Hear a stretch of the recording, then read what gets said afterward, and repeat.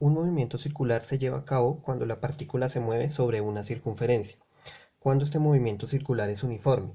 Es uniforme cuando la partícula siempre tarda el mismo tiempo en recorrer la circunferencia. A eso le llamamos un movimiento periódico. Siempre va a demorar el mismo tiempo en partir de este punto y llegar nuevamente a este mismo punto. Entonces, lo importante aquí es darse cuenta que no nos interesa la posición de la partícula en el sentido tradicional de la palabra, es decir, no nos interesa la distancia.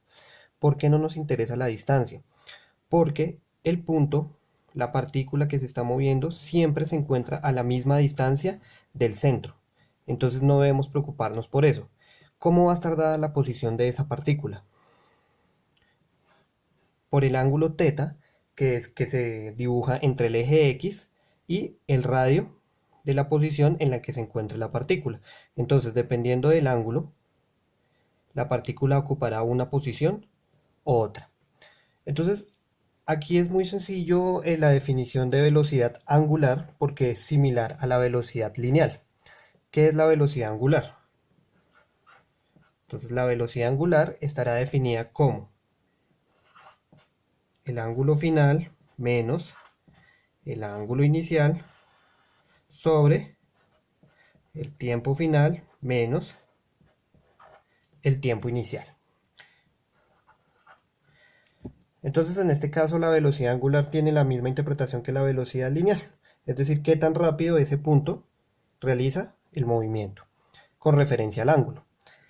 Entonces, aquí podemos simplificar esto nuevamente y decimos que esto es el ángulo final menos el ángulo inicial.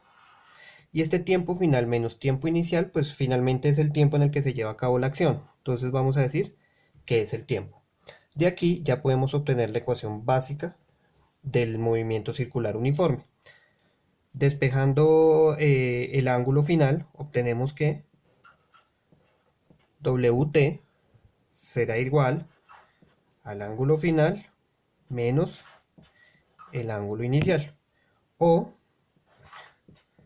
que el ángulo final será igual al ángulo inicial más la velocidad angular por el tiempo. Entonces, básicamente es similar a la ecuación de la velocidad de la posición lineal. Simplemente que aquí tenemos en vez de velocidad lineal, velocidad angular, y en vez de posición lineal tenemos un ángulo. Entonces, sabiendo un ángulo inicial y una velocidad angular y un tiempo, podremos siempre conocer el ángulo final en el que se encuentra dicho cuerpo.